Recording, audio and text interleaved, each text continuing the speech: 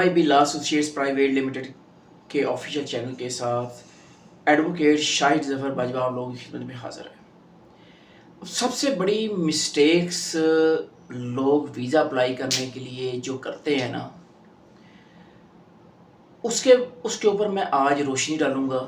बहुत से लोग जब शेंजन वीज़े के लिए अप्लाई करते हैं तो वो ऐसी गलती कर जाते हैं जिसके लिए बेशक वो जेन्युइन भी हैं, लेकिन नॉट जेन्युइन जो एप्लीकेंट है, डेट इज़ अनदर मैटर। उसके तो केसेस में बहुत ज़्यादा खलास पाई जाती हैं, फ्लॉज पाई जाती हैं और शॉर्ट कमिंग्स होती हैं। लेकिन जो जेन्युइन विजिटर्स हैं उनके अगर केसेस में भी कुछ ऐसी मिस्टेक्स कर दी जाएं तो उनका वीज़ा भी रिजेक्ट हो जाता है। सबसे पहले तो मैं कोशिश ये करूँगा कि ये शॉर्ट सी वीडियोज़ बनाऊँ, ये डिफरेंट किस्म के आपको मिस्टेक्स वक्तन फ़वक्तन बता दूँ, ताकि एक तो जिन लोगों के पास टाइम नहीं होता ज़्यादा लंबी वीडियो देखने का, वो ये कुछ चंद मिनटों में वो वीडियो देख के ना उनको पता लग जाए।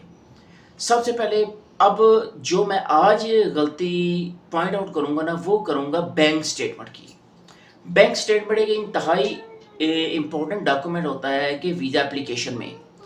अब बैंक स्टेटमेंट में क्या लोग क्या करते हैं, ठीक है ना, मैं अब आपको बताऊँ। जो जेन्युइन लोग भी हैं ना, ठीक है ना, ये चीज़ है, जो एक सैरो सियाहत करने वाले लोग होते हैं, वो भी क्या करते हैं, वो अगर मिडिल क्लास लोग भी हैं, ठीक है ना, या थोड़े से जॉब पेशा लोग भी हैं, तो वो क्या करते हैं कि किसी दोस्त को कहा कि भाई आप थोड़े से पैसे मेरे अकाउंट में तो ट्रांसफ़र कर दो, हमने बैंक स्टेटमेंट को शो बताना है, बैंक स्टेटमेंट बनानी है और एम्बेसी को बताना है। वो जेन्युइन बंदे हैं, वो जेन्युइन लोग हैं जो वाकई वहाँ जाके वापस आना चाहते हैं, लेकिन उनके पास इतनी फिनंशियल उनकी स्टेबिलिटी नहीं है, उनका फाइनेंशियल स्टेटस इतना अच्छा नहीं है कि उनके अकाउंट में लाखों रुपया मौजूद हो। तो वो क्या करते हैं, उन्होंने कह दिया कि जी आप 15 या 20 लाख रुपया मेरे अकाउंट में ट्रांसफ़र कर दें। उनके रिलेटिव नहीं या उनके दोस्त नहीं या उनके किसी अजीज़ ने 15 से 20 लाख रुपया उनके अकाउंट में ट्रांसफ़र कर दिया। अब क्या होगा?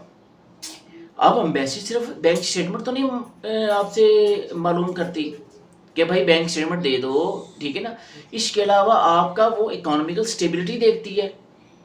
आपकी बैंक स्टेटमेंट में आपने 15 लाख रुपए डलवा लिया, वो अचानक ही 15 लाख रुपए आ गया। उससे पहले आपके अकाउंट में 2-3 हज़ार रुपया या 50-50, 60-60 हज़ार या 1-1 लाख रुपया पर मंथ आ रहा है, ठीक है ना, ये चीज़ है। अचानक 15-20 लाख रुपया आ गया, ठीक है ना, और आपने उसको जस्टिफाई नहीं किया कि ये 15-20 लाख रुपया आपका कहाँ से आया आपने कोई प्रॉपर्टी बेची है, आपने कोई आपके पास सेविंग थी जो कैश ही पड़ी थी और आपने सेविंग को स्टेटमेंट के लिए आपने अकाउंट में डलवा दिया, कैसा आया, ये आपने इसको जस्टिफाई करना है, उनको बताना है। जी कुछ एम्बेसीज ऐसी होती हैं जो ये समझ लें कि वो एक अकाउंटेंसी का काम करती हैं, अकाउंटेंट बनी होती हैं, ठीक है ना, ये चीज़ है। फॉर एग्जांपल के यूके की एम्बेसी में जब आप अप्लाई करते हैं विजिट वीज़ा के लिए, तो यूके की एम्बेसी आपकी बैंक स्टेटमेंट को बीइंग एन अकाउंटेंट के हिसाब से वो देखती है कि आपके अकाउंट में इतने पैसे आए हैं। वो अगर रिफ्यूज़ल लगाती है तो उस चीज़ को मेंशन करती है, ठीक है ना, ये याद रख लें आप, ठीक है ना। वो बताती है कि ये आपके इतने पैसे बनते हैं, मंथली इनकम नहीं आ रही। फिर एक ऑब्जेक्शन जो यूके की एम्बेसी ये लगाती है, ठीक है, कि लगा देखने में ये चीज़ आई है कि आपकी मंथली इनकम तो इतनी है, ठीक है ना, और आप इस 7 दिन के टूर पे आप अपने 2 महीने या 3 महीने की सैलरी के बराबर आप पैसा लगा रहे हैं। भाई ये तो कोई बात समझ में नहीं आई, ठीक है ना, वहाँ से इनको डाउट हो जाता है। देखें, जब भी आपने जब बैंक स्टेटमेंट प्रोवाइड करनी है, बैंक स्टेटमेंट में आपने किसी से पैसे अगर आपने लिए भी है, लोन लिया है, कोई प्रॉपर्टी ली है, आप उनको बताएं, जस्टिफाई करें कि ये आपके पास पैसे कहाँ से आए हैं। उस जस्टिफिकेशन करने के बाद, ठीक है ना, जब आप उसको प्रोवाइड करेंगे डॉक्यूमेंट्स, तो एम्बेसी को भी पता होगा कि जस्टिफिकेशन आपने कहाँ करनी है, कवर लेटर में कर दिया, SOP में आपने कर दी, ठीक है ना, आपने उनको बता दिया, जस्टिफिकेशन कर दी या डिक्लेरेशन वगैरह कर दी, ठीक है, जस्टिफिकेशन कर दिया आपने, کہ جی ٹھیک ہے جی یہ میرے پیسے فلاں سورس آف انکم سے آئے ہیں. جب وہ آپ اچھی طرح سے ویل ایکسپلینڈ جب آپ کر دیں گے جسٹیفیکیشن، تو اس میں آپ ایمبیسی کو سیٹسفائی کر سکیں گے، اور ایمبیسی کو پتہ ہوگا کہ یہ جو ابرپٹ پیمنٹ آئی ہے وہ کہاں سے آئی ہے. اب یہ یاد رکھیں بات، ایسی ہماری روٹین میں یہ چیز دیکھنے میں آئی ہے کہ ایسے لوگوں کے بھی ویزے لگتے ہیں جن کی چند ہزاروں کی ہر پر منتھ جو ہے نا انکم آ رہی ہوتی ہے. وہ اپنے آپ کو جسٹیفائی کرتے ہیں، ان کے ڈاکومنٹ جسٹیفائی کرتے ہیں، ان کو پتہ لگتا ہے کہ یہ بندہ جھوٹ نہیں بول رہا.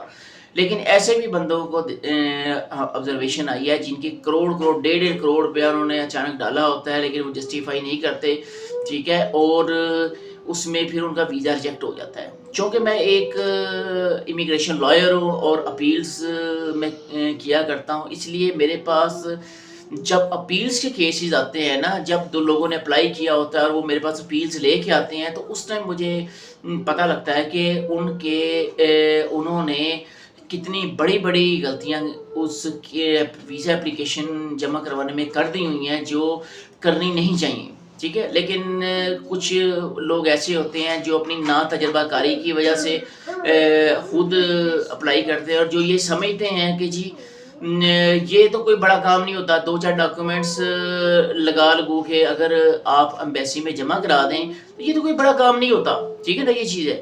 لیکن یہ بات آپ یاد رکھیں کہ اب انسان کے سینے میں دل ہے نا، ٹھیک ہے نا، لیفٹ سائڈ پہ دل ہوتا ہے، ٹھیک ہے، یہ چیز ہے. اب یعنی بندے کے لیفٹ سائڈ پہ، دوسرا جو سامنے والا ہوگا اس کے رائٹ سائڈ پہ ہی ہوگا، ٹھیک ہے نا، یہ چیز ہے. تو یہ لیفٹ سائڈ پہ اگر دل ہوتا ہے نا، اگر دل میں درد ہوتی ہے تو اگر وہ بندہ جس کے دل میں درد ہوتی ہے وہ چھری کانٹے وغیرہ لے کے آ جائے اور کہے کہ جی میں نے چیڑ پھاڑ کرنی ہے، اور کرنے کے بعد میں نے، کیونکہ میرا دل ہے بھائی، میں اس کو زیادہ اچھے طریقے سے سمجھتا ہوں اور میں اس کو زیادہ اس چیز کو کیئر کر سکتا ہوں اور اس کا پریشر اچھے طریقے سے کر سکتا ہوں، تو وہ it will be a great mistake. وہ اس بندے کی بہت بڑی غلطی ہوگی. اس بندے نے مرنا ہی مرنا ہے. جو بندہ اپنے دل کا چھری چک کے چلانے لگ پڑے گا نا آپریشن کرنے کے لیے، تو مرنا ہی مرنا اس نے. اب کیا ہے، اب اس کا کمپیریزن کریں ہارٹ سرجن کے ساتھ. اب ہارٹ سرجن کا کون ہے؟ ہارٹ سرجن وہ ہوتا ہے جو جس بندے کا وہ دل تو نہیں ہوتا، لیکن اس بندے سے زیادہ وہ ہارٹ سرجن اس کے دل کو جانتا ہے. لہٰذا وہ ہارٹ سرجن جب اس کے دل کا آپریشن کرے گا تو اس میں کامیابی کا امکان بہت زیادہ ہے. اب گارنٹی تو اس میں بھی نہیں ہے کہ ہارٹ سرجن اس بندے کے دل کا آپریشن کرے تو وہ کامیاب ہو سکے، لیکن ہارٹ سرجن بہت میکسیمم حد تک کوشش کرتا ہے. وہ ایکسپرٹ ہوتا ہے، وہ پروفیشنل ہوتا ہے، وہ اس چیز کی اس نے ایجوکیشن حاصل کی ہوتی ہے، نالج ہوتا ہے اس کے پاس، ایکسپرٹیز ہوتی ہے، سال ہر سال کا تجربہ ہوتا ہے، جس وجہ سے وہ اس کے دل کا کامیاب آپریشن کر دیتا ہے. یہ یاد رکھیے گا، ٹھیک ہے نا. اب اس ایگزامپل سے آپ کو پتہ لگ گیا ہوگا کہ جو بندے جو میرے پاس لوگ اپیلز کے لیے آئے، ٹھیک ہے، اس میں سے بہت سے لوگ ایسے تھے جو جنہوں نے یہ سوچا کہ بھائی یہ تو جو 4 ڈاکومنٹس لگانے ہوتے ہیں وہ ہم ہی لگا دیتے ہیں، کہ 2-4 کنسلٹنٹ سے پوچھا، کنسلٹنٹ سے 2-4 ریکوائرمنٹ پوچھی کہ یہ جی کیا کیا چیزیں آپ کو چاہیے، ٹھیک ہے نا. کنسلٹنٹ نے بتا دیا یہ چیزیں چاہیے، اچھا چلے ٹھیک ہے جی ہم آپ کے پاس کیس لے کے آتے ہیں، ٹھیک ہے نا. ہاں، دوسرے کنسلٹنٹ سے رابطہ کیا، دوسرے سے پوچھا اچھا جی آپ کو کون کون سے ڈاکومنٹ چاہیے، ہم لے کے آتے ہیں. دوسرے سے اس طرح پوچھ لیا، تیسرے کنسلٹنٹ کے پاس گئے، تیسرے کنسلٹنٹ سے پوچھ لیا، ٹھیک ہے نا. تو کیا کیا ڈاکومنٹ چاہیے، جب 5-6 ڈاکومنٹس میں انہوں نے دیکھ لیا نا کہ یہ ڈاکومنٹ اتنا ہی چاہیے، ٹھیک ہے نا، یہ چیز ہے، تو پھر وہ کیا کرتے ہیں کہ وہ خود ان ڈاکومنٹس کو کمپلیٹ کر کے اپلیکیشن جمع کروا دیتے ہیں. وہ یہ سمجھتے ہیں کہ بہت ایزی کام ہوتا ہے، بہت ایزی کام ہوتا ہے، ٹھیک ہے نا. یہ تو وہی چیز ہوگی نا کہ آپ کے پاس تمام ایک چیز پکانے کے تمام انگریڈینٹس پڑے ہوئے ہیں، ٹھیک ہے، لیکن آپ نے وہ سارا آپ چیزیں ڈال کے گتاوا سا بنا دیں، لیکن وہ چیز اچھی نہیں پکے گی، ٹھیک ہے نا، یہ چیز ہے. کیونکہ ایک چیز پکانے کے لیے ایک طریقہ کار، ایک سٹائل اور ایک پوری سکیم کی ضرورت ہوتی ہے، جو کہ اس کنسلٹنٹ کو ہی پتہ ہے جس کے پاس آپ پہلی دفعہ گئے تھے یا دوسری دفعہ گئے تھے، اس کے پاس پتہ ہے. یعنی ہر کنسلٹنٹ اپنے حساب سے آپ کو بتائے گا کون کون سے ڈاکومنٹس چاہیے، اور اس نے کون سی آپ کی اسکیم رکھی ہوئی ہے، یہ وہ جو ہے نا اس کنسلٹنٹ کو ہی پتہ ہے یا امیگریشن لائر کو ہی پتہ ہے، ٹھیک ہے نا. یہ لہٰذا کیونکہ ان کا ایکسپیرینس ہے، تقریباً سالہ سال کا ایکسپیرینس ہے، اس لیے وہ اس چیز کو بہتر سمجھتے ہیں اور بہتر جانتے ہیں. آپ کے پاس چونکہ ایکسپیرینس ہی کچھ نہیں ہے، ٹھیک ہے، اس لیے آپ کبھی بھی آپ کو انگریڈینٹس دے بھی دیے جائیں، ٹھیک ہے نا، اس کے باوجود جو ہے نا وہ آپ ایک چیز پکا نہیں سکتے، آپ وہ ایک کیس تیار نہیں کر سکتے، ٹھیک ہے نا. تو اس وجہ سے آپ پہلے اچھے طریقے سے اس معاملے میں اس کو ایکسپرٹ بنیں، ٹھیک ہے نا. اس کے بعد پھر جو ہے نا آپ ایسا تجربہ کریں، ٹھیک ہے نا. یہ چیز ہے کیونکہ اس تجربہ کرنے میں آپ صرف کنسلٹنٹ کی تھوڑی فیس بچا لیں گے، ٹھیک ہے، لیکن اس میں آپ کا نقصان یہ ہوگا کہ آپ کے جو ہزاروں لاکھوں روپیہ لگا ہوگا اس کے ڈوبنے کا اندیشہ ہوگا. کیونکہ جب بھی دیکھیں جو بھی بچہ ہے وہ چھوٹے ہوتے ہی الف بے پہ تو نہیں لکھ لیتا، اے بی سی نہیں لکھ لیتا، وہ لازمی ٹیچر اس کو بتاتا ہے، اس کو گائیڈ کرتا ہے، پھر وہ جو ہے نا لکھ لیتا ہے. اب آپ ابھی اتنے بڑے ہو گئے ہیں، اگر آپ کو کہا جائے جو اے کیسے لکھتے ہیں تو آپ یہ کہیں گے یہ تو بہت ایزی ہے، اے ایزی ہے، بی ایزی ہے، سی ایزی ہے. لیکن اگر آپ کو اس ٹائم میں لے جایا جائے جب آپ ایک چھوٹے سے بچے تھے تو اس ٹائم آپ کے لیے ایک بہت ڈیفیکلٹ چیز تھی. یہی سٹیج اب آپ کے لیے ہے کہ جب آپ اپلائی کرتے ہیں وداؤٹ ہیونگ اینی ایکسپیرینس. اگر آپ کا ایکسپیرینس ہے تو دین یو کین اپلائی. اگر آپ کا ایکسپیرینس نہیں ہے تو پھر آپ کی اگزامپل اس چھوٹے بچے جیسی ہے جو بچہ ہاتھ پکڑ کے لکھنا شروع کرتا ہے.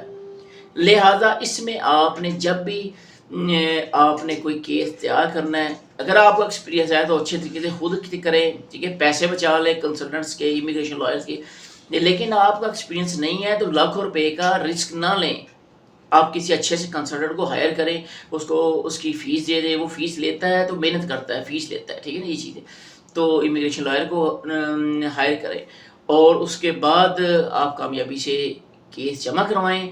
امید ہے کہ آپ کو یہ ویڈیو پسند آئی ہوگی. نیکسٹ ویڈیو کے ساتھ ایک نئی ایسی غلطی کے ساتھ میں آؤں گا، ایسی غلطی پوائنٹ آؤٹ کروں گا کہ جو عام طور پر ویزا اپلائی کرتے ہوئے آپ لوگ کر لیتے ہیں، ٹھیک ہے. یہ چیز ہے تو بہرحال اپنا بہت بہت خیال رکھیے گا. اللہ تعالیٰ آپ کو کامیابی اور کامرانی سے ہمکنار کریں. شاہد ظفر باجوہ ایڈوکیٹ کو اجازت دیجیے گا. اللہ